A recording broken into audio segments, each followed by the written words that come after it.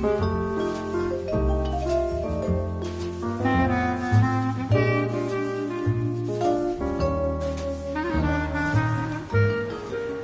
gente. Boa noite. Estou falando aqui por mim e pelo César. A gente está muito feliz de estar aqui em Bauru mais uma vez. É a segunda vez que a gente faz um boteco behaviorista aqui. E acho que a gente, quando começou, não esperava que a gente um dia estaria em um evento científico, em um boteco de verdade, discutindo, tomando cerveja, e pela segunda vez, né? Isso que é mais incrível. É isso aí, pessoal. Agradeço antecipadamente já a todo mundo, já aos professores que vão compor a mesa. O Boteco é uma iniciativa de divulgação científica e análise do comportamento há quase 2 anos, há mais de 2 anos, um pouco mais de 2 anos. E mais do que levar o conhecimento produzido em análise do comportamento, a gente sempre tenta levá-lo de uma forma problematizadora. E por isso também que a gente sempre tenta trazer pessoas de grupos diferentes para debater um tema comum. E é justamente por isso que nós escolhemos 3 pessoas também de grupos diferentes para debater um tema comum. Então quero chamar a compor a mesa a professora Maria Helena Leite Hunziker, professor Kester Carraro e professor Roberto Banato.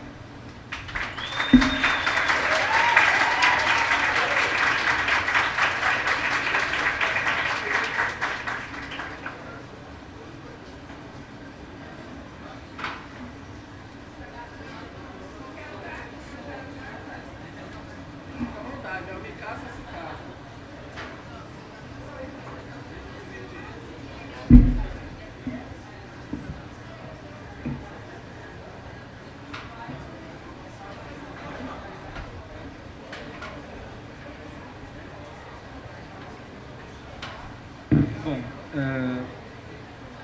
uma vez mais, quero agradecer a presença dos 3 aqui conosco. É um privilégio para nós e acho que para todos aqui presentes. E, bom, o tema que nós escolhemos, né, o título do Boteco é a Análise do Comportamento e a Promessa de um Mundo Melhor. A gente se demorou um pouco para ficar pensando, né, que tema que a gente pode discutir, né, para trazer pessoas diferentes. Ano passado, quem esteve aqui deve se lembrar, foi uma discussão sobre os 100 anos de behaviorismo, né, por conta dos 100 anos do manifesto do John Watson. E esse ano a gente pensou em discutir a promessa de um mundo melhor. A gente ficou repensando, será que esse título não é muito, nossa, promessa de um mundo melhor, não é uma coisa, será que a gente vai dar conta disso? Mas eu acho que não é demais falar sobre promessa de um mundo melhor. Quando você pensa no Skinner falando de política, quando ele advogava que se fizesse uma política, que você tivesse uma atitude experimental na política, ele dizia, uma atitude experimental na política fará com que os problemas humanos sejam resolvidos quase que milagrosamente, né? São as palavras dele. Então acho que falar em promessa não é tanto assim, se você pensar no Skinner. E daí, eu estava relendo um texto do professor Kester Carrara, que ele fala sobre entre a utopia e o cotidiano. E eu me lembro, Kester, que tu escreveu assim, que se nós ficarmos esperando por uma solução final e definitiva de todos os nossos problemas, nós ficaremos por tempo indeterminado no campo das utopias. E se você pega o discurso político do Skinner, ele muda muito, né, ao longo da obra.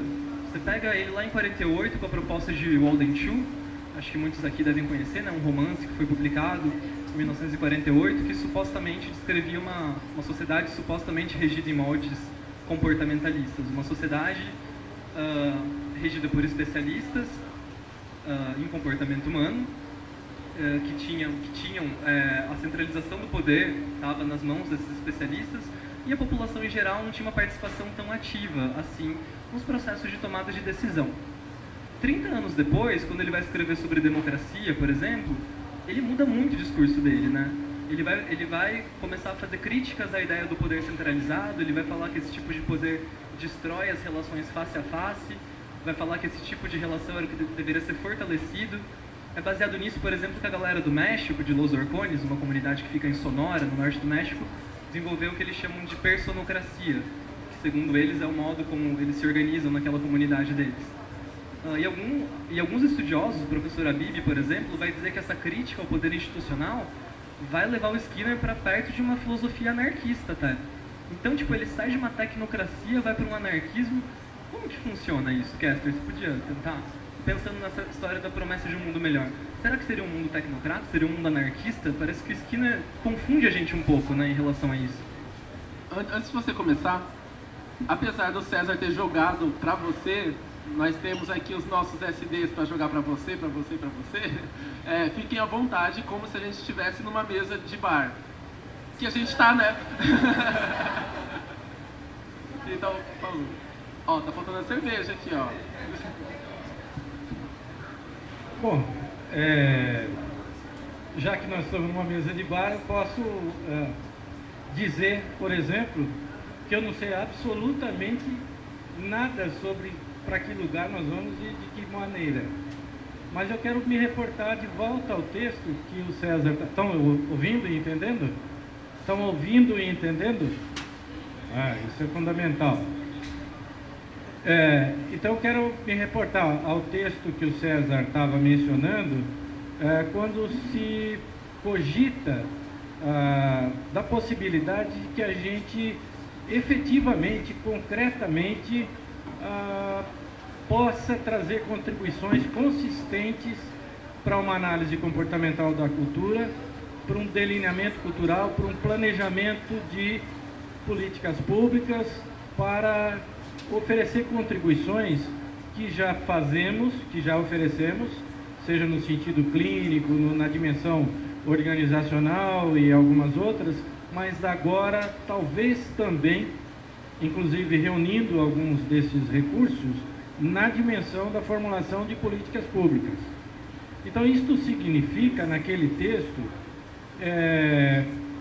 um reconhecimento da sugestão que a professora Glenn faz no texto dela, que chama Metacontingências em Walden 2.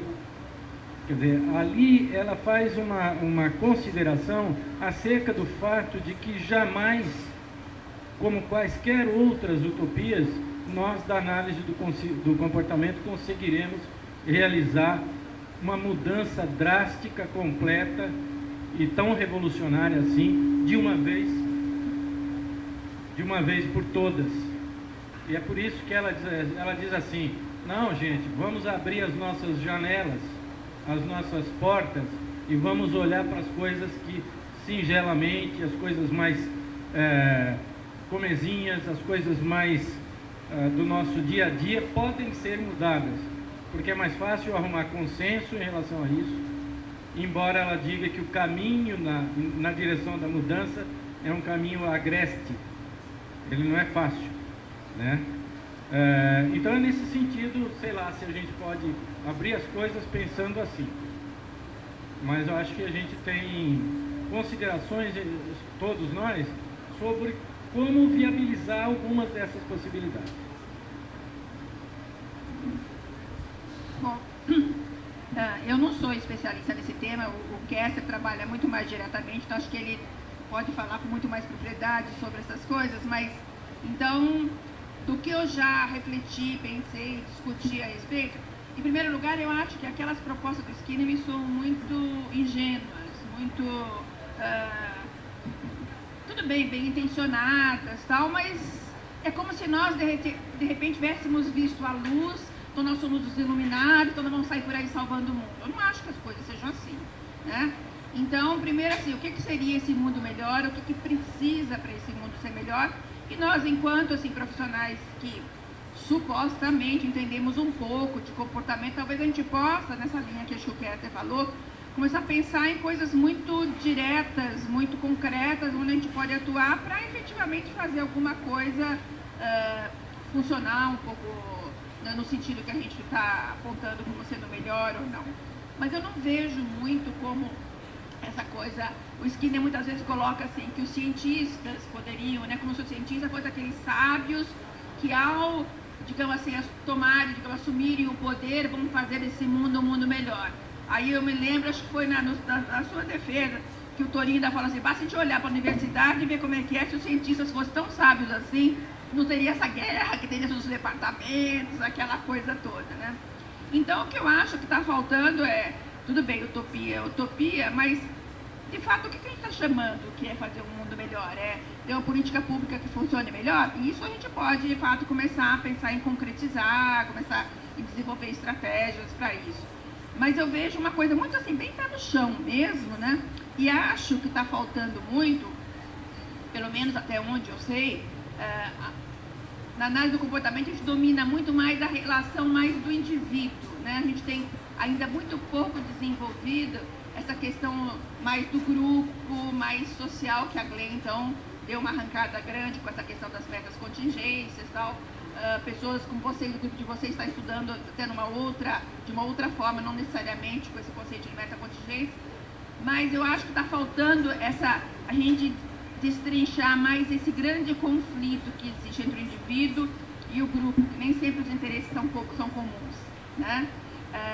Então, quando o interesse do indivíduo é contrário ao interesse do grupo, onde que a coisa, mas o grupo é composto por indivíduos, como é que isso se equilibra, como é que isso pode ser lidado? Então, acho que são questões que estão precisando de ser mais trabalhadas, né? Acho que experimentalmente, cientificamente, né? Teoricamente, que eu acho que a gente ainda tem muito pouco, a gente tem muita utopia e pouca prática nessa área, pelo menos do meu ponto de vista, né? Então, se eu entendi bem o que você quis dizer, para que a gente consiga construir um caminho para um mundo melhor, falta na nossa área mais estudos de grupos. Eu acho que é um começo, é um dos caminhos que a gente tem que trilhar. Será que o grupo é só a somatória do comportamento dos indivíduos? Quer dizer, o comportamento do grupo significa só isso? Ou existe uma coisa que é o grupo em si, que tem uma dinâmica própria, que tem alguma coisa? Então, quer dizer, acho que tem que desenvolver estratégias, que é o que está se buscando das várias formas aí de quem está trabalhando em contingências sociais, é entender muito mais como é que se dá a relação em grupos. Se nós queremos pensar em sociedade, a gente tem que pensar em grupo. Não basta a gente entender o comportamento de um indivíduo, dos indivíduos assim separadamente, né? Então, me parece que é um caminho necessário, que o Skinner, na sua utopia, já falava, mas muito assim, sem ter feito, de fato, ele falava muito teoricamente, né? E acho que a área hoje tem, acho que uma maturidade já em algum avançou em várias áreas, a ponto de poder estar entrando nessa área, me parece, né? Que vocês estão fazendo com muito mais respaldo, com muito mais, assim, firmeza, e que eu acho que é um avanço importante, né? Bom, boa noite então a todos. Eu falei hoje pela manhã sobre o fato do cientista ter alguns papéis, e um deles é de espectador para poder analisar o que está acontecendo. Então, eu acho que essas coisas todas, esses problemas, eles têm passado pela nossa vista historicamente. A ciência tem tentado dar conta disto. A ciência e a história, ela tem mostrado uma certa regularidade em comportamentos e comportamentos de grupos e tendências de coisas que acontecem. E a gente sabe o que acontece dentro de determinadas distribuições de poder / reforçadores, né? Então, a gente sabe que quando os reforçadores estão concentrados na mão de poucos, a gente está preparando aí alguns movimentos sociais que vão acontecer. Já aconteceu na Revolução Francesa, já aconteceu na Revolução Industrial, já aconteceu numa série de lugares e está prestes a acontecer de novo, né? Então a gente já conhece esse tipo de coisa e, de alguma maneira, agora eu vou falar de instituição e não esquecendo de uma coisa que também o Skinner sempre falou. As instituições são pessoas se comportando. Então, há pessoas que concentram poder, há pessoas que dispõem de poder, há pessoas que partilham poder. E aí, agora, eu concordo com o Kester. E nós somos pessoas que conhecemos esse tipo de movimento e esse tipo de desenvolvimento. Ele começou falando, não sabemos para onde nós vamos. Eu diria que não sabemos quando nós vamos, mas para onde, se continuarmos, nós sabemos, né? Não sabemos quando vai acontecer, mas está acontecendo, né? E está acontecendo coisa que já conhecemos porque já vimos acontecer. Então, eu acho que a nossa intervenção, ela vai no tamanho do nosso braço. Onde meu braço alcança, eu tenho que fazer uma intervenção que seja compatível com as coisas nas quais a gente acredita. Então, a gente sabe, por exemplo, de uma coisa que é muito parecida com algumas concepções religiosas de ação e reação. né? Então, toda a teoria do reforço, ela fala disso, e o Skinner fala várias vezes, né? Eu tentei construir um mundo à minha volta em que todo mundo reforçasse o meu comportamento, tá? Dizem os historiadores dele que não era exatamente assim, mas ele falou, é bonito e a gente repete, né? Então, eu acho que se a gente tiver como membro de um grupo como esse, um grupo, uma comunidade pequena, 200, 300, 400 pessoas, e começar a praticar uma filosofia na qual a gente acredita, na qual a gente possa distribuir poderes, ou distribuir reforçadores, ou que a gente possa de alguma maneira partilhar decisões e coisas do gênero, a gente está indo num bom caminho, né? Quando o pessoal de Los Orcones esteve aqui, em 99, nós juntamos um grupo de pessoas para discutir com eles lá na PUC a respeito de como é que funcionava aquilo. Era quase um fetichismo, nós queríamos saber como é que funcionava, e eu lembro da Maria Amélia falando assim para ele: mas suponha que vocês têm uma Kombi, e aí tem duas coisas que precisam serem feitas. Precisa comprar pão num lugar e precisa levar alguém na farmácia em outro lugar. Como é que vocês decidem isso? E ele olhava para ela com uma cara assim de estupefacto e falava: a gente vai na farmácia e depois vai na padaria, né? O carro é de todo mundo, o carro é de quem está lá. Não, mas como é que vocês definem prioridades? E ele olhava com aquela cara e não conseguia entender o que ela estava perguntando. Quando eu fui tentar fazer um papel para ele levar como prova de que ele estava aqui, ele olhava para mim e falava assim: mas eu preciso levar? Eu falava: não sei, mas aqui a gente faz. Como é que eu coloco o seu nome? E ele falava: coloca Los Orcones. E eu perguntava para ele: mas qual foi a sua formação? Ele falava: eu não tenho uma formação. Mas você não estudou? Eu estudei. Mas o que você estudava? Eu estudava o que a comunidade precisava naquela hora. Então, teve horas em que eu estudei geografia, teve horas em que eu estudei enfermagem, teve horas em que eu estudei história, teve horas que eu estudei isso aqui. Mas eu não sou nada, eu não tenho uma formação estruturada desta maneira. Então, é uma sociedade experimental, é uma sociedade tentativa, é uma sociedade iniciante, completamente diversa da nossa, onde a gente vai procurar a nossa função segundo o empoderamento de reforçadores, dinheiro. Então, quando eu falei, por exemplo, para meus professores que eu era ser psicólogo, todo mundo botou a mão na cabeça e falou: pelo amor de Deus, você vai morrer de fome. Porque não era uma coisa importante naquela época, quase 40 anos atrás. Mas eu queria, e acabou, abri mão então desse empoderamento. Na época só podia ser médico, engenheiro ou advogado. Era a única coisa que a gente podia ser, com muita originalidade, dentista. O resto não existia. E então, essa sociedade que estava começando a se formar lá e que está aqui hoje, meritocrática, né, e que coloca as pessoas tendo sucesso ou não, ou tendo poder ou não, com uma avaliação de mérito dos seus comportamentos, ela é uma sociedade que naturalmente vai incentivar a competição. E a competição interna, a gente já sabe pelos estudos dos grupos de cultura, a gente sabe que a competição interna desintegra a cultura. Então o que a gente está assistindo é isso. Enquanto a gente estiver trabalhando por competição, nós vamos desintegrar, né? Nós vamos esfacelar e vamos tornar um grupo que tem se tornado gradativamente maior em grupelhos gradativamente mais fracos, tá? Então eu acho que esses movimentos a gente já conhece e a gente pode atuar dentro dos âmbitos em que nós estamos colocados enquanto cidadãos. Um grupo de analistas do comportamento, um grupo de pessoas da Unesp, um grupo de pessoas de um departamento numa faculdade, um grupo de pessoas no instituto, enfim, um grupo que joga pôquer no final de semana. A gente tem esse alcance com o nosso comportamento de tentar mudar a cultura a partir desses polos nos quais a gente agita. Se pudermos multiplicar isto, imagina agora em quantos polos a gente poderia estar fazendo esse tipo de coisa, né? Sem a meritocracia.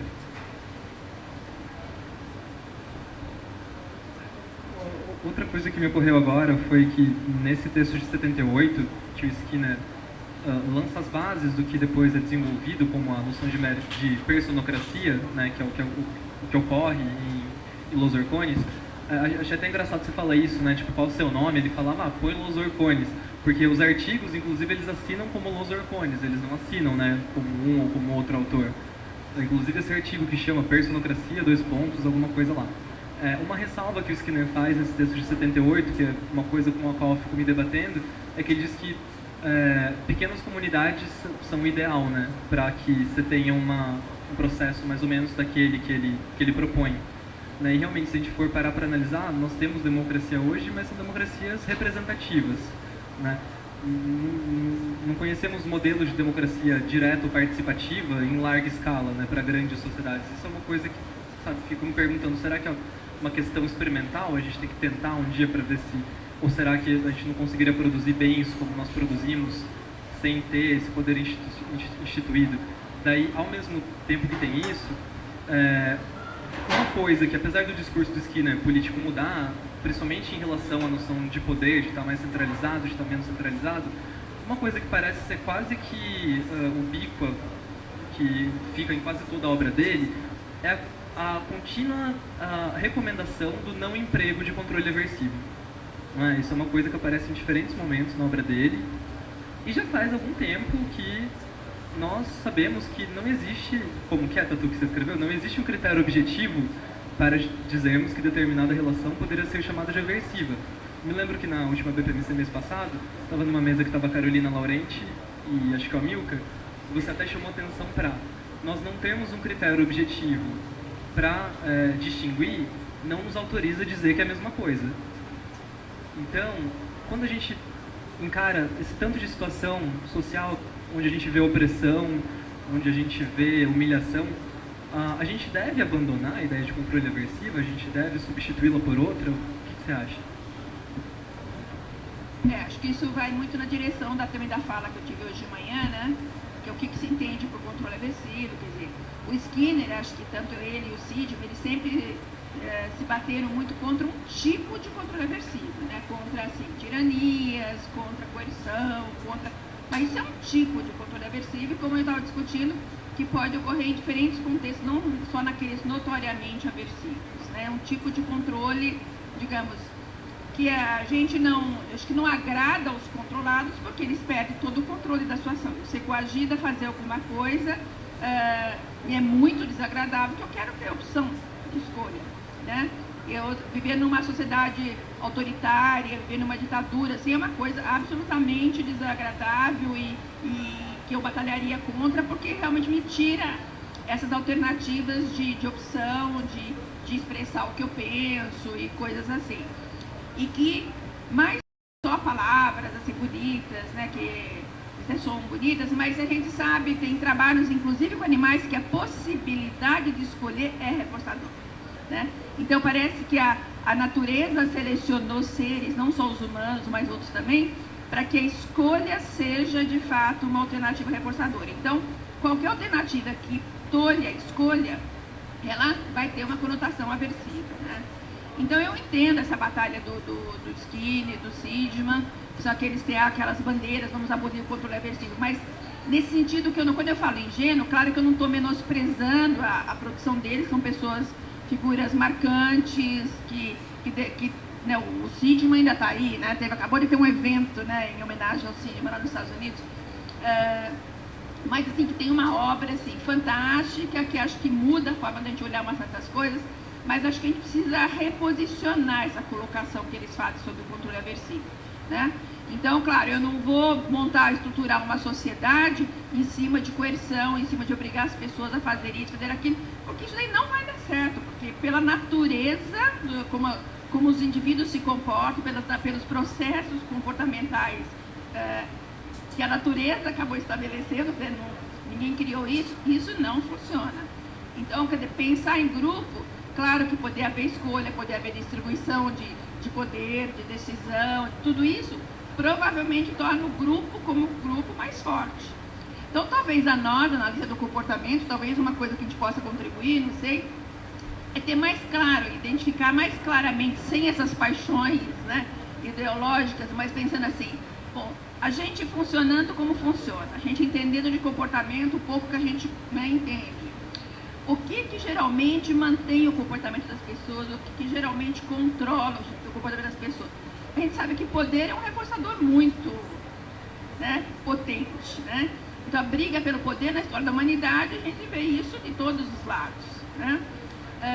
Como contrapor a essa magnitude, né, poderosa, né, desse reforçador, outros que para o grupo, para que não haja autoritarismo, não haja ditaduras, não haja coisa assim, como distribuir, como fazer com que a distribuição, que em última instância vai ser boa para o grupo, mas para alguns indivíduos seria perda de poder, né?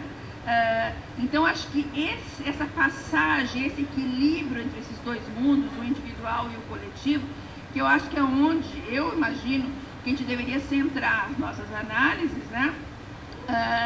E ver como que isso pode ser trabalhado. Claro, em pequeno grupo eu acho que sempre vai ser mais fácil, né? Se a gente olhar, por exemplo, pequenas comunidades indígenas, a gente tem comunidades muito equilibradas, né?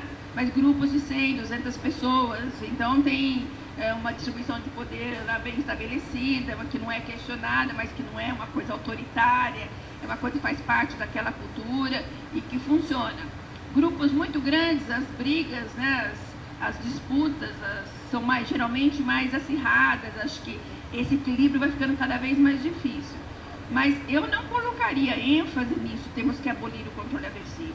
Acho que temos que ver o que controla o comportamento e fazer aquilo que possa manter mais tempo o comportamento das pessoas e comportamentos pró-sociais, digamos assim, pró-grupos, se a gente está pensando em comunidades, né?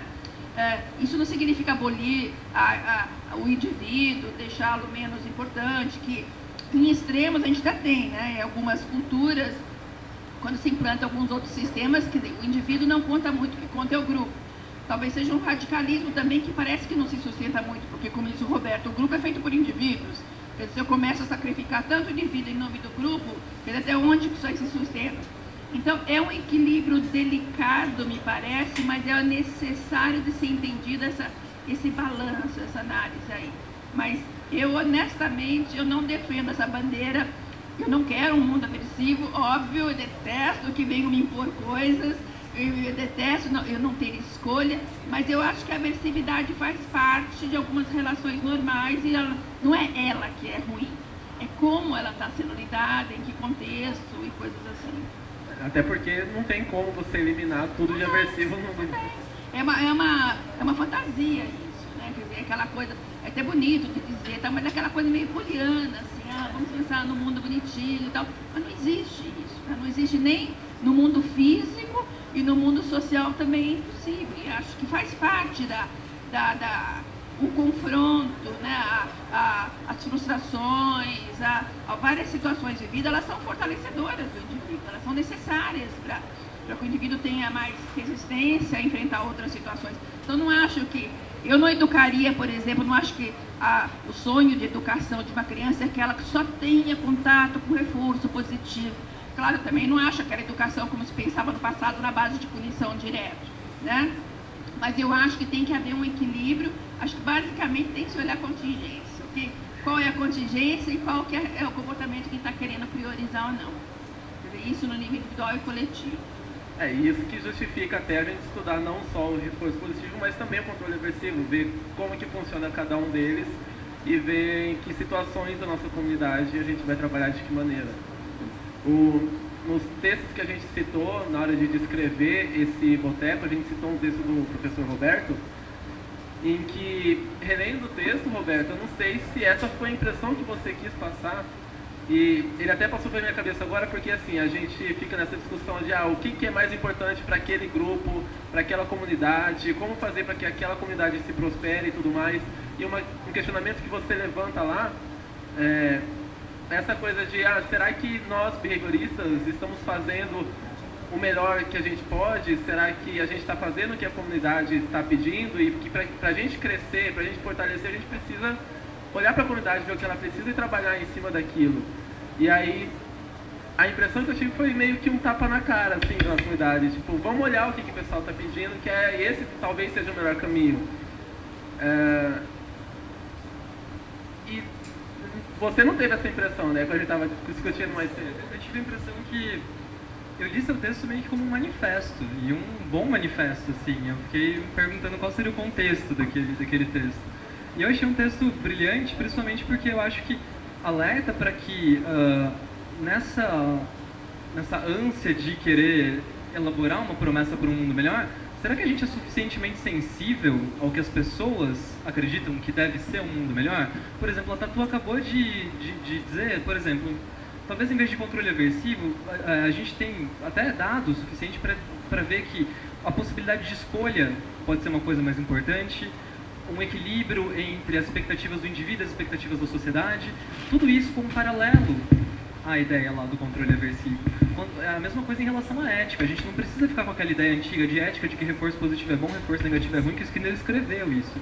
Mas o Skinner vai falar outras coisas interessantes de ética, de equilíbrio entre consequências imediatas e remotas.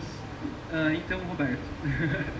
Bom, eu acho que o que eu quis dizer ali é que a gente tem um conhecimento suficiente sobre o comportamento do outro que a gente deveria usar para o nosso comportamento. Então, isso é que está importante ali. E, de alguma maneira, saber que também a gente, exposto a algumas condições, nós vamos estar predispostos a fazer maus comportamentos. É isso. Então, o texto chama Maus Comportamentos de Bons Behavioristas. Então, o que eu estou falando ali? Hoje a Tatu depende da contingência. Então, você falou de comunidades pequenas. Eu acho que o problema não é ser uma comunidade pequena, mas é a relação que nós temos entre recurso e tamanho da comunidade.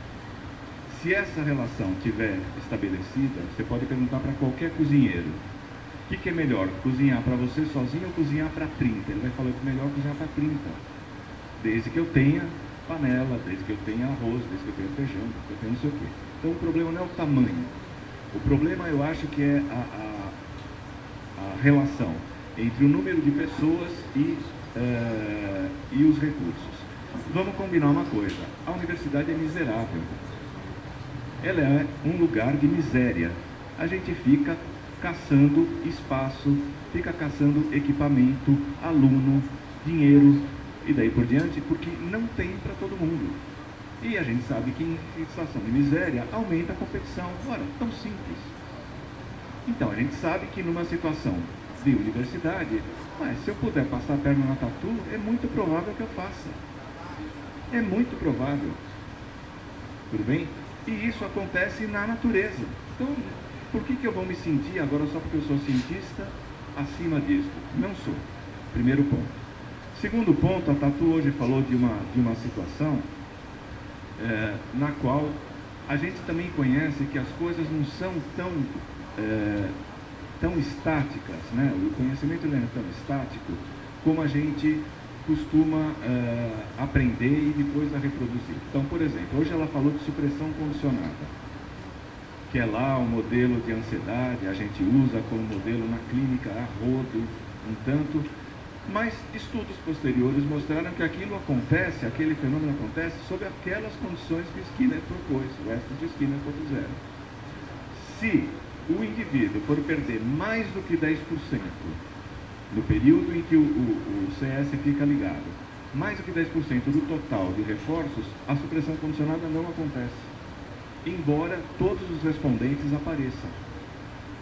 Então a gente sabe que tem fenômenos que vão acontecer dentro de determinadas condições. Ela falou da escolha, que é verdade, a maior parte dos animais prefere escolher. Mas quando você coloca uma contingência que costuma ser observada como autocontrole, os animais preferem não escolher. E eles escolhem logo de cara o não escolher no segundo elo. Porque é pior para ele escolher, e é só vocês verem os vídeos do Michel sobre o problema do marshmallow, né? Todo mundo conhece esse vídeo. É só você olhar. A criança tem lá para escolher entre ganhar um marshmallow e 2 marshmallows, se ela esperar. Só tem reforço positivo, se você pensar. mas é extremamente aversivo, a criança sofre naquela situação. E aí tem tudo a ver com o que a Tatu falou hoje. Quer dizer, não é só de estímulo aversivo que vive o controle aversivo. Você tem controles aversivos que são junções de coisas que a gente vive, que a gente sente na pele e estamos dispostos ou predispostos a reagir a eles. Ela mostrou hoje, sob condição de extinção, eu estou pronto para atacar o primeiro que aparecer na minha frente. E isso é natural, isso a gente observa. Então, o que seria importante enquanto um manipulador de contingências? Se eu começo a perceber que alguém perto de mim, Kester, está começando a ter muita extinção, eu vou me preparar no mínimo, porque ele vai me dar uma porrada daqui a pouco. Eu sei disso. A probabilidade disso acontecer é muito alta. Então, é nesse sentido que eu falo lá. Primeiro, nós não estamos isentos daquilo que a gente conhece. Nós estamos sujeitos às mesmas leis. E mais do que isso, as pessoas que estão à nossa volta, especialmente alunos, também estão sujeitos às mesmas coisas. Então, se na minha aula o meu aluno está preguiçoso, é porque eu não fui capaz de chamar a atenção daquele aluno. Então, não é ele que é vagabundo, não é ele que é preguiçoso, não é ele que é não sei o quê. Aquele aluno não conseguiu ganhar, e olha, paciência. Agora, avaliá-lo como vagabundo, aí é que é o problema, tudo bem? Então, é isso que eu estou chamando a atenção lá. A gente sabe um monte de coisa e continua não usando o que a gente sabe. Eu não sei se a gente continua simplesmente não usando o que sabe, mas às vezes me dá a impressão, claro que as coisas não são ditas assim, mas que existe quase que uma certa pressuposição que por a gente saber umas certas coisas a gente é diferente. O que você falou, nós não somos diferentes. A gente já está igualmente sujeito às contingências como quem não tem a menor noção de análise do comportamento. Então, na realidade, nessas questões assim, do porquê batalhar por uma cultura assim, uma sociedade assim, um assado, tudo isso aí também é fruto de contingência, né? As contingências que nos controlam a preferir um tipo de sociedade ou outra, as contingências que a gente pode ajudar a estabelecer ou não, que vão tornar mais provável um tipo de sociedade ou outra. Mas eu acho que a gente precisa perder definitivamente essa coisa de que boa vontade muda alguma coisa. Boa vontade não muda nada, né? Boa vontade não altera comportamento, não controla o comportamento. O que controla são contingências. E aí que tem que... Né? Agora, é que as contingências são conflitantes, que há contingências que são... que a gente até gostaria que não existisse essa questão que você estava lembrando da agressão lá, né? Quer dizer, uma situação de extinção que torna o indivíduo mais propenso a ser agressivo. Quer dizer, seria muito bom se isso não existisse, mas existe. A natureza é assim e a gente tem que lidar com isso. Então, eu acho que a gente conhecer um pouco ajuda a gente a poder prever, né? Eventualmente a poder controlar, mas eu acho que nós também estamos sujeitos a uma série de contingências, quem está ao nosso lado está sujeito a outras contingências, os nossos governantes estão sujeitos a uma série de contingências, e o nosso país está sujeito a contingências internacionais. Quer dizer, a coisa é muito mais complexa do que, né, simplesmente a gente imaginar, vou começar a atuar aqui ou ali. Agora, eu entendo atuar aqui ou ali, como o Kester falou, como o que é possível. Quer dizer, eu não vou conseguir mudar a ordem, os valores internacionais, né? Pelo menos suponho que não, né? Mas talvez eu possa atuar na minha cidade, numa determinada política pública, ou na família, ou no meu departamento, ou no meu grupo de estudos. Quer dizer, tudo isso, quer dizer, mesmo em grupos pequenos ou maiores, tem coisas concretas que podem ser feitas, né? Agora, acho que está se falando aqui pensando numa coisa maior, né? Como é que a gente pensaria a nossa sociedade, como é que a gente poderia deixar esse mundo para os nossos filhos, um mundo melhor e tal. Eu acho que há de ter coisas para fazer, como sempre houve, né? Com análise de comportamento ou sem análise de comportamento. Quanto que ela nos instrumentaliza para fazer isso melhor do que já foi feito, não sei. Meu ponto de vista é de que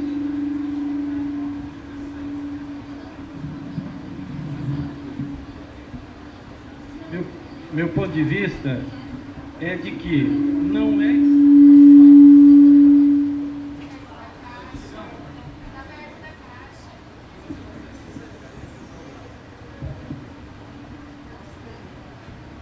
Pronto. Pronto.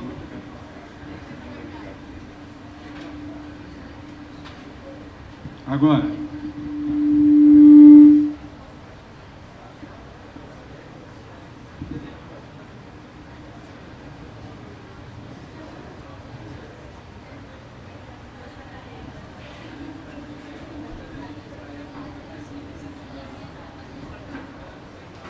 Agora vai. Eu não sei se as coisas são tão difíceis ou se é que nós bebemos pouco.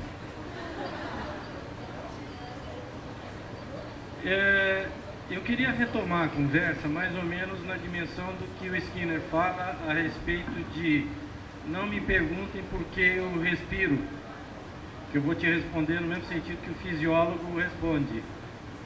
Eu não sei exatamente por que é, mas eu quero viver.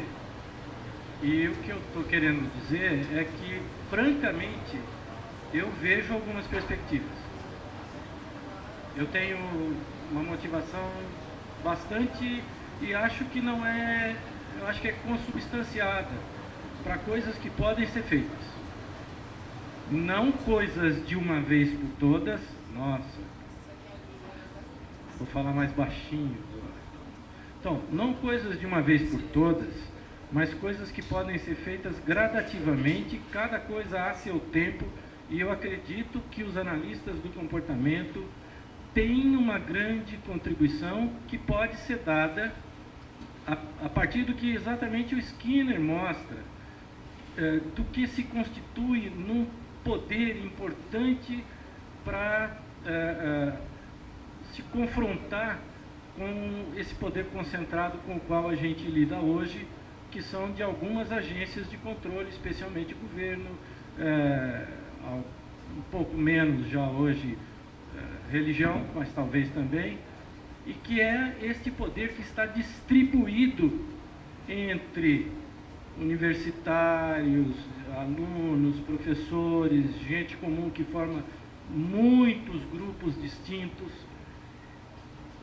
A aposta dele é nessa dimensão. Por isso que eu tinha retomado o exemplo da Glenn, o convite que ela faz para que a gente olhe para as coisas mais simples, porque a replicação de episódios bem-sucedidos, usando a análise do comportamento, ela se torna cada vez mais provável na medida em que as pessoas, nós sabemos disso a partir da nossa experiência com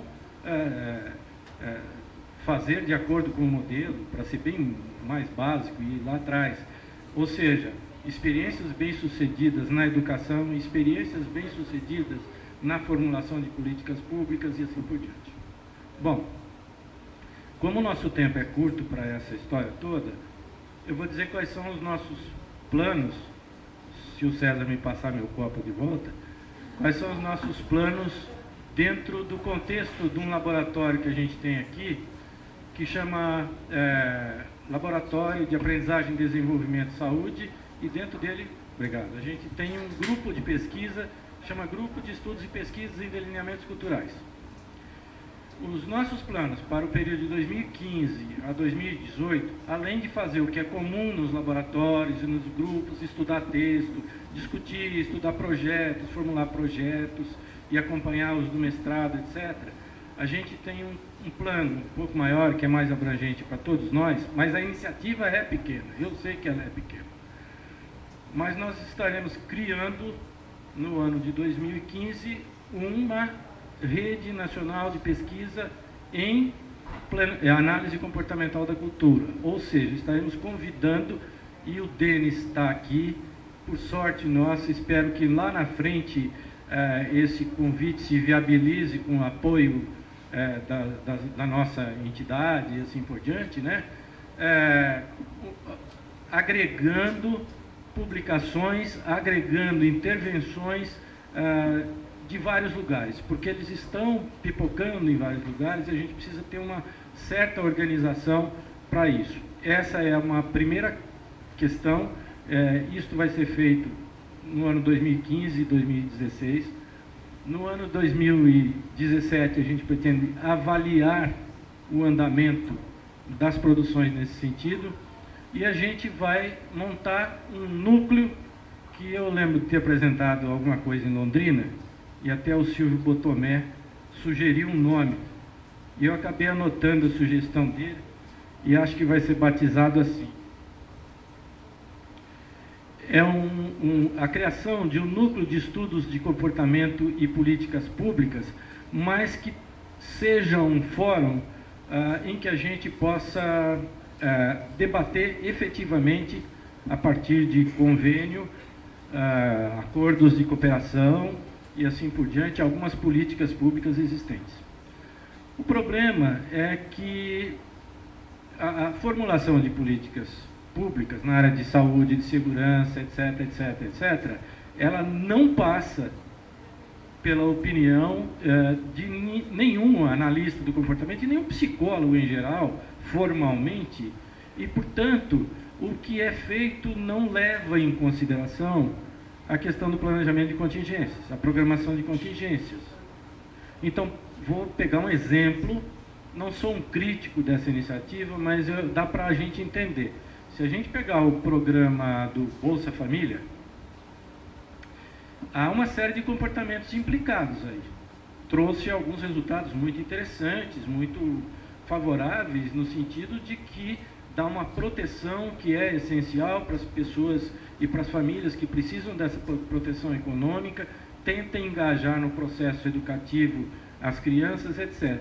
Mas, colateralmente, por uma falta de planejamento, no sentido de que o analista do comportamento poderia contribuir, cria algum tipo de dependência e, portanto, aquela emancipação para a cidadania, que era o plano inicial, pelo menos era o que é dito formalmente, ele acaba acontecendo menos, ou acontecendo pouco, ou inclusive produzindo outros tipos de fenômenos de dependência. Então, políticas públicas implicam comportamento, e implicam comportamento também, principalmente, das pessoas em situação de grupo, comportamento entrelaçado, cujas consequências dependem desse entrelaçamento, diferentemente do comportamento individual.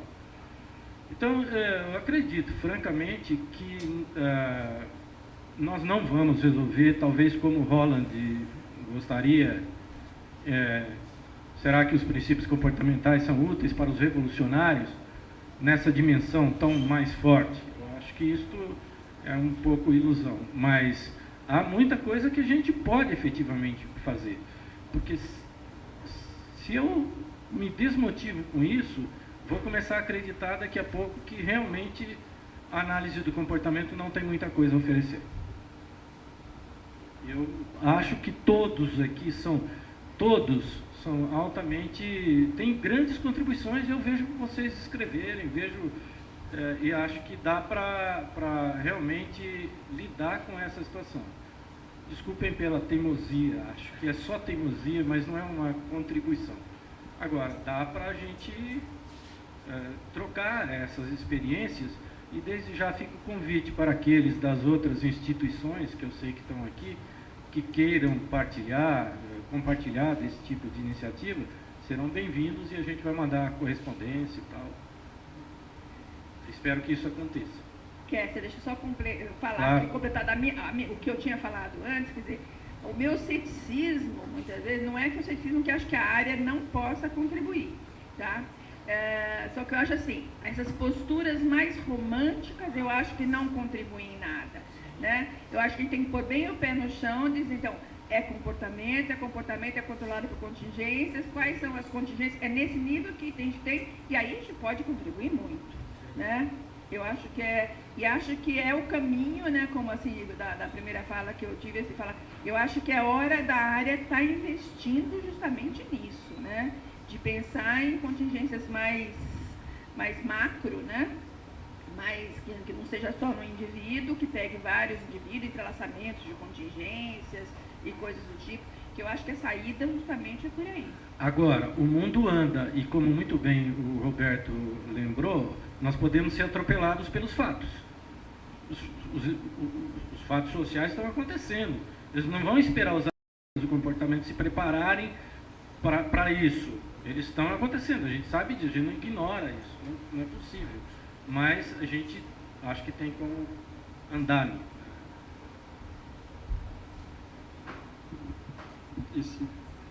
Posso falar daqui? Acho muito interessante esse ponto de vista. Fiquei bem curioso, aliás, para esse grupo que vocês estão montando aqui.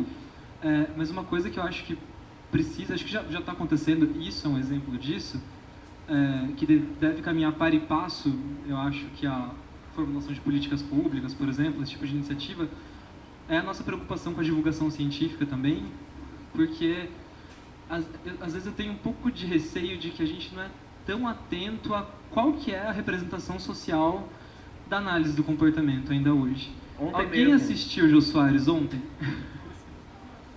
Ninguém? Ninguém. Assistam para ver o que aconteceu. Ele entrevistou um psicanalista, e é um psicanalista famoso, ele tem um programa de rádio, e lá pelas tantas o Jô pergunta assim, e aquele Skinner, aquele negócio de condicionamento operante, isso ainda existe? Eu acho que isso sabe, por um lado meu sangue ferve de ouvir um negócio desse, mas por outro eu acho que é bom para nos alertar a isso, né? Ele falou, aquele negócio da consequência, quando a criança... Não, da consequência não, aquele negócio da recompensa, quando a criança fez uma coisa boa. Não trabalho muito com isso. Era algo... Assistam depois, vai estar na internet, por aí. Mas mexeu assim comigo, no sentido de, poxa, a gente se esforça tanto, né? Mas acho que é bom, temos muito mais que fazer. Porque o meu medo é que, assim, eu acho também que existe meio que um conflito entre o micro e o macro do ponto de vista político, né? A micropolítica e a macropolítica. Eu tendo a acreditar que se a gente tiver uma intenção macro e perder de vista o micro, de solidificar um micro antes, as nossas chances de sucesso são menores. Por exemplo, quando aconteceu, acho que foi no Rio de Janeiro, em São Paulo, houve concursos públicos ou testes seletivos específicos para analistas do comportamento, terapeutas cognitivo-comportamentais, não lembro. Para atendimento, eu não lembro se era autista, era alguma população específica. Qual foi a consequência disso? Um movimento chamado Psicanálise, Autismo e Saúde Pública.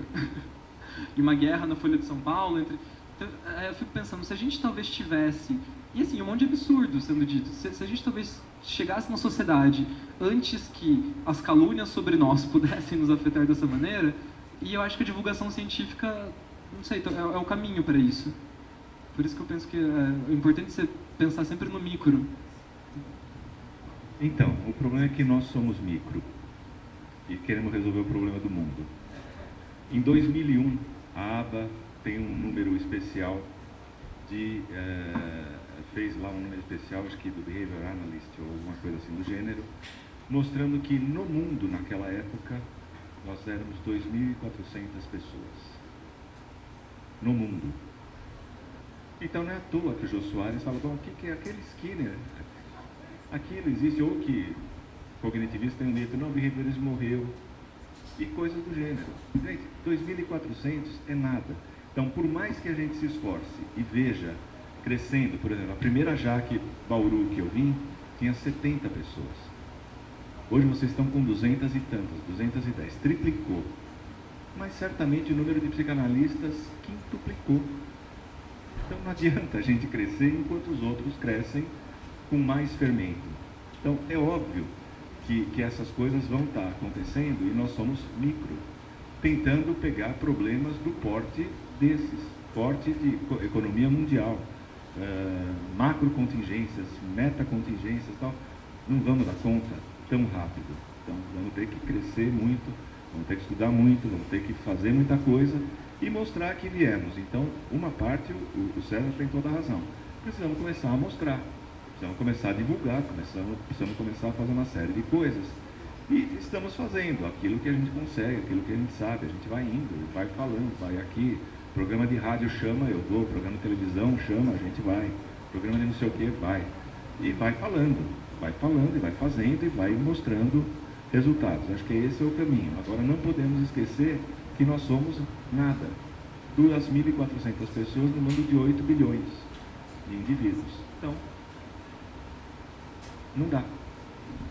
Não basta só produzir o resultado, tem que também achar uma maneira de mostrar para a comunidade. Reproduzir.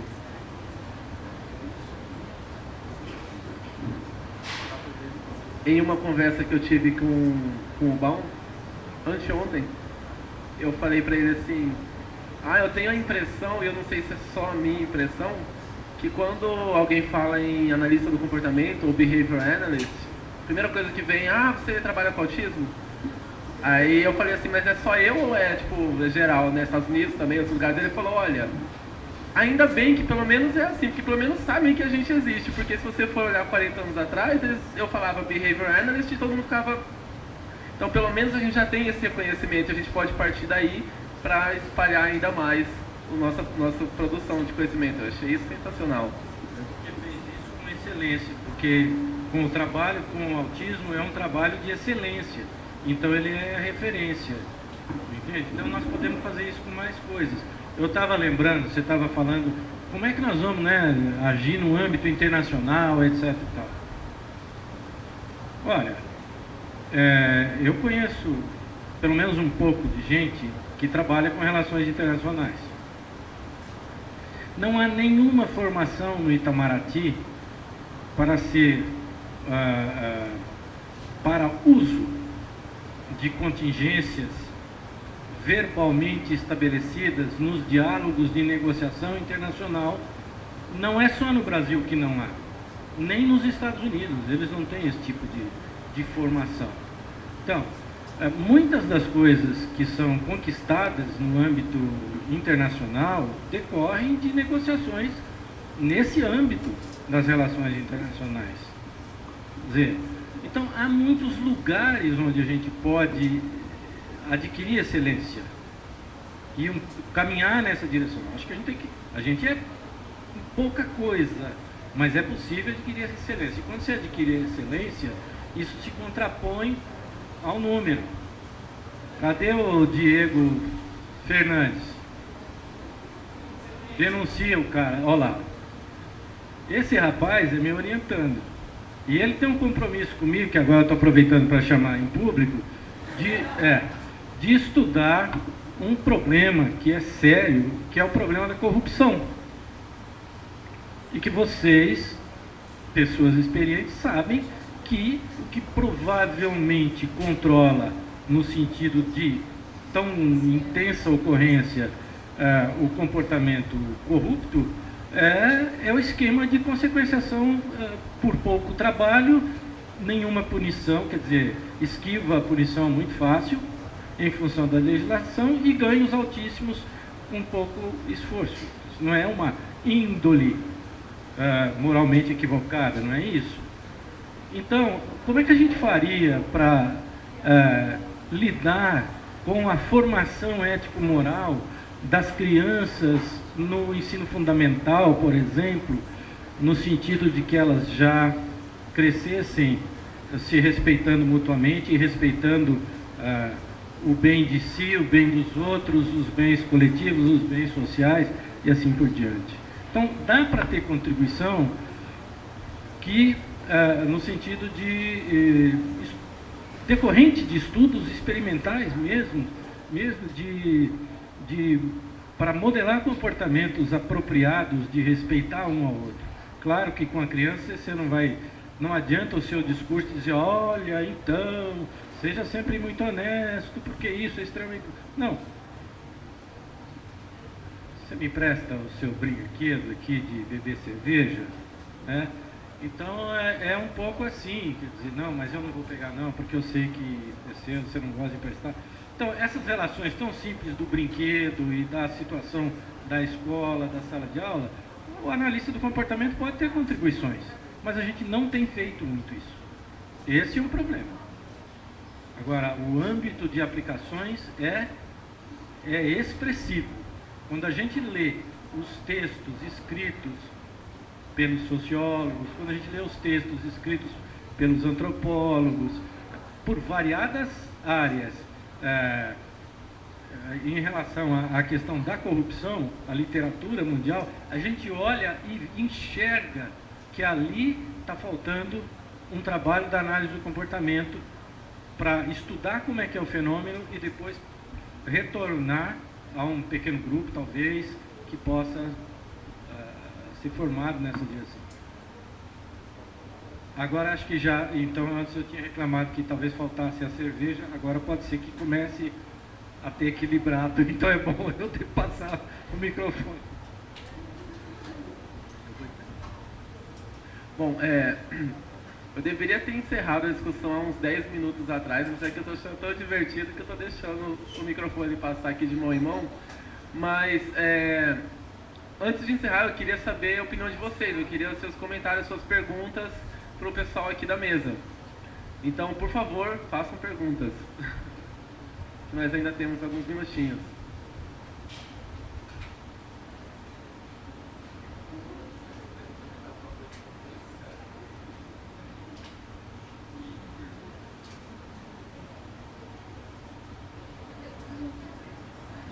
Todos os problemas estão resolvidos. Lembrando muito do Holland, quando você estava falando, Kessler, porque esse ano nós organizamos na USP, inclusive convido todo mundo a assistir, tá gravado, tá no YouTube, a TV USP gravou. Foi o primeiro encontro de estudantes de análise do comportamento, o professor Roberto estava lá com a gente, e a gente convidou a professora Maria Amália para fazer a fala final. A gente convidou ela para falar sobre o texto do Holland. Ela implicou no começo que não queria falar, eu insisti, ela foi lá e falou.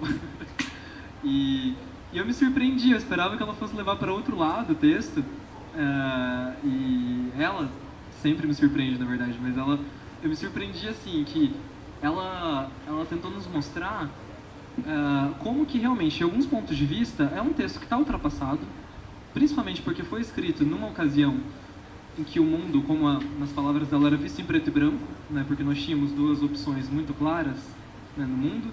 O Holland é um cara que ele chegou aí para Cuba, ele foi militante, foi filiado ao Partido Comunista, inclusive. A Brigada Venceremos. Brigadas Venceremos, né, que era um programa que você ia para Cuba, passava tipo as férias lá, ajudava em construção civil, nas coisas, para viver um pouco da experiência da Revolução. E ele escreve esse texto, ele escreve outro também, o behaviorismo, parte do problema, parte da solução. Mas achei interessante que, apesar dela mostrar que, infelizmente, né, esse pode ser um ponto superado, ela nos recordou que existe a parte do texto dele que deve ser recuperada é a parte da autocrítica. Que ele é um dos caras mais proeminentes assim, em termos de nos lembrar de como a gente deve fazer uma autocrítica. Esse outro texto, até o parte do problema, parte da solução, é mais focado, acho que nisso, né? Estamos sendo parte da solução, mas parte do problema, porque a gente está discutindo tanto a promessa de um mundo melhor, mas será que no meio do caminho dessa promessa a gente também não está produzindo mais problemas do que soluções? E por isso que eu acho que é importante a gente, como você tenta nos lembrar naquele texto, ser sensível ao que a comunidade espera de nós. E não é possível que ninguém tenha uma dúvida. Na verdade, eu estou só preenchendo o tempo que você falou que tinha para perguntas. Então, na verdade, o Holland, ele está chamando a atenção de que naquela época, era 1983 ou 6, não sei, uma coisa assim, esse texto dele. Então ele estava chamando a atenção para o fato de que a análise do comportamento estava crescendo muito, mas descuidadamente. E a gente tinha que tornar públicas as salvaguardas contra nós mesmos, ou seja, contra a própria análise do comportamento, porque ela poderia ser usada para finalidades ético-morais diversas daquelas que efetivamente poderiam ser as melhores para mais gente. Então era nesse momento que ele estava nessa discussão da Revolução Cubana e assim por diante, que é o que ele vivia. Mas eu não sei se está tão ultrapassado assim. Eu me lembro uma vez eu estava em algum encontro da BPMC e eu comprei um livro chamado Walden 3. Não foi do Skinner, se não me engano foi um mexicano que escreveu. E é bem uma ficção científica mesmo. Um colombiano chamado Rubén Ardila. Colombiano. E eu achei, assim, eu ainda era estudante de graduação, eu não sabia muito bem o que me esperava naquele livro. E eu achei incrível porque era uma época que eu estava muito mergulhado em ficções científicas. Eu li achando assim, nossa, é uma ficção científica behaviorista, que genial, né? E ele vai discutindo, é uma história fictícia dele tomar um cargo político e começar a mudar contingências para um mundo melhor, e vai discutindo ali as contingências que ele altera. Aí eu fiquei pensando, tá, mas isso aí é ficção, é uma historinha.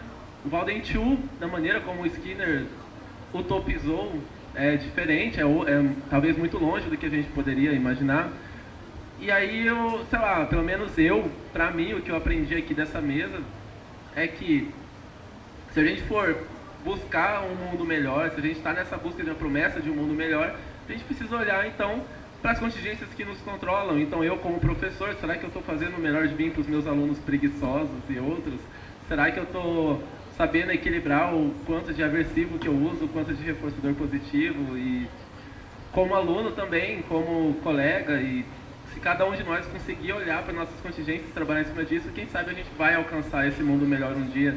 Como que você está correndo atrás aí nos próximos núcleos e projetos, né? Assim esperamos. Posso falar uma? Agora vou jogar mais areia, hein?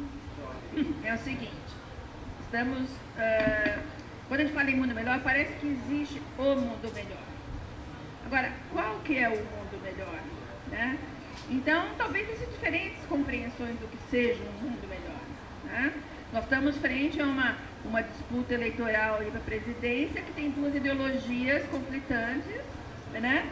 E cada um acha que a sua é melhor para esse momento do país, quer dizer, a visão de mundo melhor de cada uma dessas ideologias é diferente. Então, quer dizer, qual será o mundo melhor? Acho que tem muita discussão, muita coisa para ser levantada aí, mas, quer dizer, eu concordo totalmente com o Kessa, quer dizer, bom, desde que, assim, eu tenho uma perspectiva que o mundo melhor é ser, digamos, é mais democrático, é mais distribuído o poder, é mais, quer dizer, em função de algumas coisas eu vou trabalhar nessa direção. Se eu acreditar que o mundo melhor é outra coisa, eu vou trabalhar na outra direção. Agora, o que controla, o que cada analista do comportamento acha que o mundo melhor, aí são outros 500, né? Só a hora que não existe uma ideia de mundo melhor.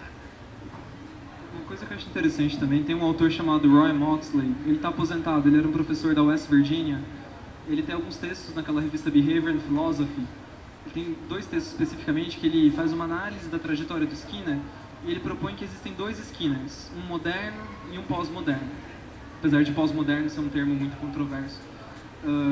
Mas uma das marcas do pensamento pós-moderno, o professor Abib até tem um texto sobre isso, é a morte das metanarrativas, a morte da ideia de que a ciência vai trazer com ela mais do que um discurso sobre o mundo, o discurso de para onde o mundo deve ir.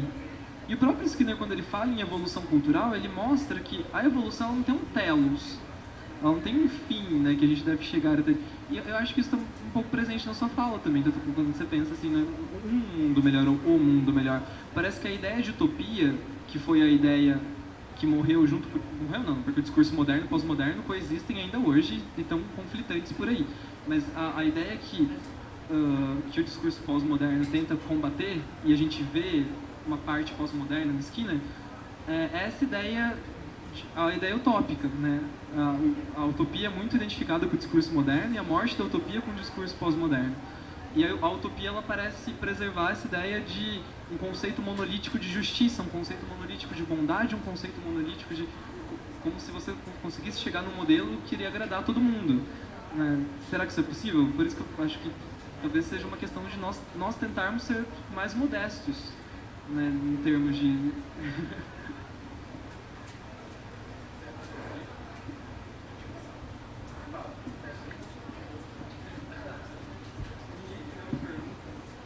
Bom, gente, vamos lá.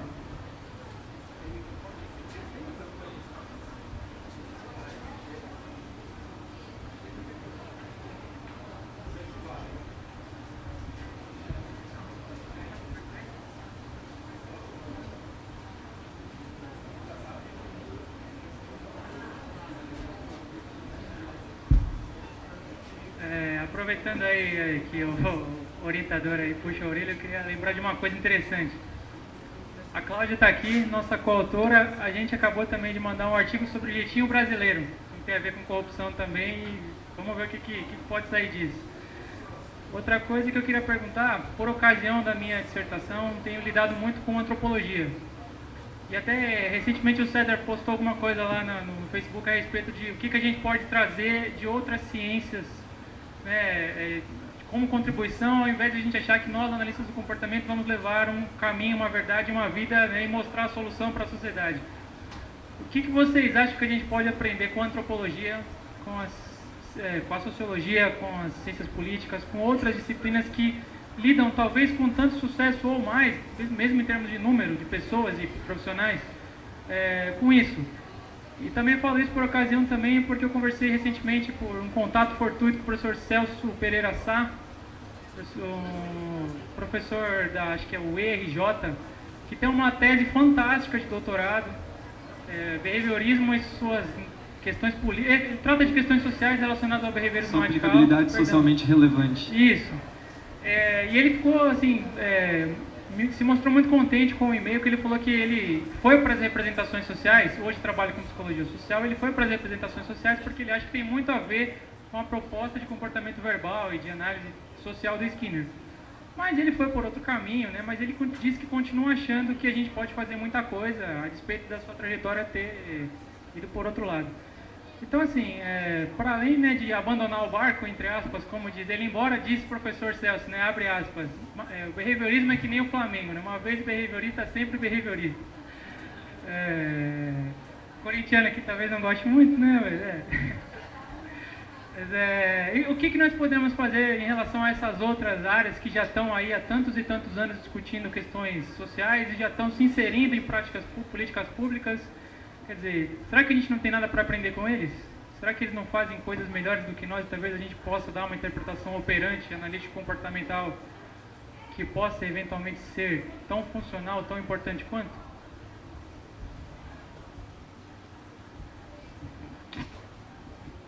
Bom, eu acho que a primeira coisa é deixar de lado a arrogância que nós temos, de que só nós sabemos a verdade e só nós temos o caminho, ou a verdade e a vida, como você falou. Eu acho que se a gente acredita numa seleção, mesmo dentro da psicologia, muita gente boa trabalha, pensa, coleta dados, observa o mundo, faz interpretações que são boas e estão aí e resolvem problemas humanos e tocam problemas humanos e fazem problemas humanos. Nós preferimos o nosso, mas não podemos achar que só nós sabemos as coisas. Então, uma das coisas importantes é olhar para as outras áreas, ver o que elas produzem. Toda essa área de estudo de culturas tem olhado para a antropologia, tem olhado para a sociologia, tem olhado para outros autores que se aproximam nas ideias do behaviorismo radical e estão tentando beber lá na fonte também dos dados, das interpretações e daí por diante. Na terapia, nós temos uma grande fundamentação na terapia cognitiva, que tem dados importantes de laboratório, inclusive. Eles têm pesquisas experimentais, a interpretação deles a gente não partilha, mas os dados estão lá e a gente pode beber da fonte deles. Então, eu acho que tem essa interlocução, ela precisa ser criada não, precisa ser incentivada urgentemente. Então, a gente tem que parar com essa arrogância e com essa igreja que a gente está formando em torno de nós mesmos. Eu vou exatamente na mesma direção do Roberto. Eu acho que a gente só tem a ganhar se a gente for olhar o que os outros estão fazendo. Se eles estão fazendo, está dando certo, porque alguma coisa lá está bem estabelecida. Nós podemos aprender muito com eles. Possivelmente podemos também levar algumas coisas que faz parte do nosso olhar, da nossa forma de pensar, né? Mas eu acho que é arrogância demais imaginar que nós estaremos, né, salvar o mundo, levar para os outros nossa, né, a verdade, que finalmente nós identificamos. Então, acho que tudo isso é bobagem. Agora, eu acho que isso daí já vem acontecendo em algumas áreas, por exemplo, hoje o Felipe falando lá das neurociências, por exemplo, durante bom tempo também a gente não tinha essa inserção nas neurociências, ou no máximo a gente achava que a gente ia estar contribuindo alguma coisa para eles, mas essa troca, essa coisa de duas vias tem sido assim extremamente produtiva nessa área, e nessa área social eu acho que é indispensável. Tem ciências que estão aí há séculos pensando o assunto, agora nós estamos chegando agora e queremos estar resolvendo. Então acho que você tem toda a razão. Acho que o caminho é a gente estar realmente trocando, levando o que a gente pode, pegando o que eles podem nos dar. É uma troca mesmo, né? Acho que o Diego sabe disso, e que até a gente fica um pouco, vamos dizer assim, constrangido, porque ele sabe das minhas preferências, por exemplo, na antropologia. É inevitável que nas discussões apareçam o Malinowski no momento, e daí aparece o Marvin Harris, lá em outro momento. Mas eu acho que esses são próximos em termos do diálogo possível, embora não estejam presentes, mas com essa leitura que a gente dialoga, porque eles têm o método da observação participante nasce lá atrás, uma etnografia com Malinowski sendo obrigado a ir fazer observação e descrição, etc. E não vem da análise do comportamento, vem do trabalho dele, 1916, 15 e assim por diante, né? Então a gente só tem a aprender com leituras, evidentemente que a gente tem que prestar atenção, não é obrigado a ser São Paulino como você é, assim.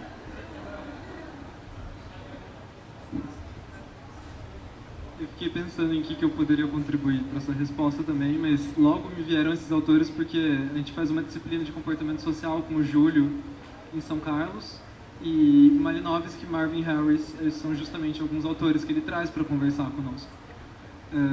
Eu acho que, assim, uma vez que você tenha bem fundamentadas as suas bases filosóficas, você não tem que ter medo de conversar com outra ciência, sabe?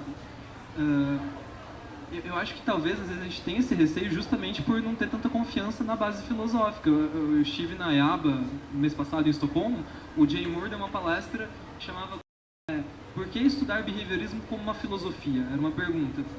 Então, tipo, tem que avisar o pessoal, tipo, que é importante. Então, assim, pensando nisso, e daí eu acho essas referências tipo, importantíssimas, né, que a gente discute com o professor Júlio, mas fazendo um pouco mais de propaganda, tentando pós-modernizar um pouco mais, eu acho que a gente conversa pouco com autores pós-modernos ainda, eu acho que eles merecem, pelo menos, nem que seja para criticar, sabe? A gente deveria lê-los mais, mas a professora Carolina Laurenti e o Carlos Lopes têm uma tese que eles apresentaram um curso no Majac da UFSCar, eu não sei se já publicaram alguma coisa, mas que eu achei extremamente interessante, que é trazendo para conversar, já que você perguntou de sociologia e antropologia, eles trazem o Bauman, que é um dos nossos sociólogos contemporâneos, mais influentes talvez, e eles partem daquela ideia do Skinner, do artigo de 87, o que é de errado no mundo cotidiano na vida ocidental, em que ele fala sobre as duas funções do reforço, né? A função fortalecedora e a função prazerosa. E o Skinner, lá pelas tantas, ele chega no artigo e fala que as culturas hoje em dia se pautam muito pela função prazerosa e muito pouco pela função fortalecedora. E nesse sentido, chega uma hora que ele fala, né, a evolução cultural falhou nesse sentido, né? E daí a ideia deles é assim, na seleção pelas consequências, a gente às vezes tem uma ideia até meio que linear, assim, né, que tem ontogênese, filogênese, ontogênese e cultura. Eles questionam assim, até onde isso não é só um mantra que a gente fica falando, filogênese, ontogênese e cultura. Que nem quando você pergunta para alguém, explica esse fenômeno. Daí alguém fala, você tem que ter uma explicação biopsicossocial para ser uma explicação completa. E daí a gente fala filogênese, ontogênese e cultura. Parece que a gente está fazendo a mesma coisa. Então assim, a gente tem que tomar cuidado para isso não virar uma função retórica. E daí para problematizar isso, eles pensam assim, parece que o que sociólogos como o Bauman estão falando é assim, a cultura, de certa forma, ela ajuda a você organizar os processos ontogenéticos, né? Sei lá, através das agências de controle, poder institucional, não sei. Mas o que aconteceria se a cultura passasse a destruir a ontogênese em vez de construir a ontogênese? E essa supervalorização dos efeitos prazerosos e não fortalecedores do reforço é uma coisa que parece encontrar paralelo assim, entre a crítica do Skinner à cultura do mundo ocidental e a sociologia contemporânea. É uma coisa inexplorada e acho que é uma coisa que poderia ser destrinchada e trazer até outros autores para conversar. Eu acho que é um bom caminho também para curiosos, interessados. Eu acho que o Bauman é um sociólogo interessante. Bom, pessoal, muito obrigado pela audiência de vocês. Diego, muito obrigado pela pergunta. E é isso. Obrigado.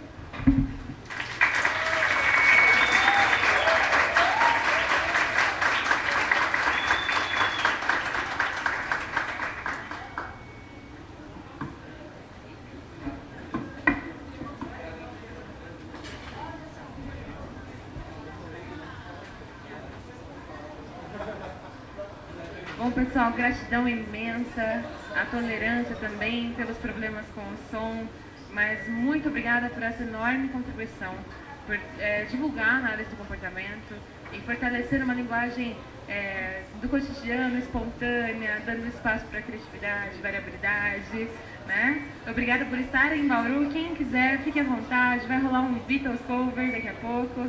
E aí, fiquem à vontade para falar com a nossa galera, ver como são os esquemas aqui e tomar uma cervejinha para terminar um sabadão bem gostoso. Valeu, amanhã tem mini curso e boa noite para vocês. Eu sei que já está encerrado, mas eu acho que a gente, não sei se falo em nome dos colegas, mas eu gostaria de ressaltar uma coisa aqui.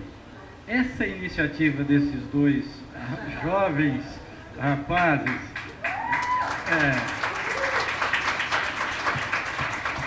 como diria Caetano, é qualquer coisa. Causou realmente, e é uma coisa que tem trazido contribuição por todos os lugares onde circula, e a gente é uma brincadeira séria, porque traz questões fundamentais. E vocês prossigam muito adiante com esse negócio. Obrigado.